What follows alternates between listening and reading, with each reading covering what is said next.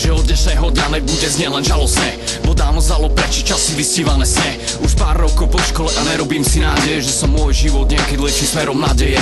Som zmierený s realitou, berem takú aká je. Nehovorím, že dosiel som všetko, lebo zatiaľ ne. Skôr málo nič, na konte málo nasrané. No keď málo očakáva, že menšie tu je sklamanie, o to väčší pocit radosti, keď úspech nastane. Keď vybere sa život smerom, ktorý mal si na pláne. Nehovorím, že ten pocit poznám, lebo zatiaľ ne. Poznám chuť reality, viem, že plána je. To nerobím si pred plány, pláne nádeje, bo viem, že v každom pláne zádrhel rád nastane.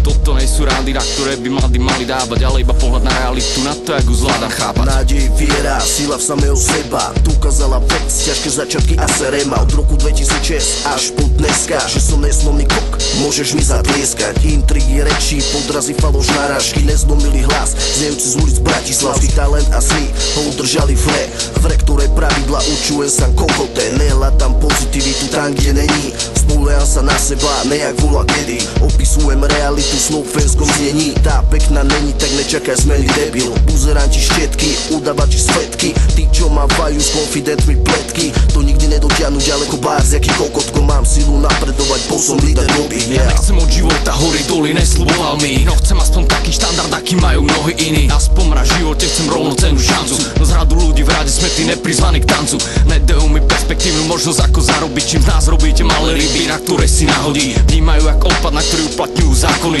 pre nich zákon neplatí, mu nasadzujú parohy. Prípada jak paródia, vítaj v štátnom zriadení, kde sú zákerní skurvisini označení za svätých. Za hradbami hradov ticho smejú sa, že zase im bola tak ľahko daná dôvera do rúk. No ja dúfam, že raz za im ruky vsadia do pút a poputujú do basy, nech taký je ich osud.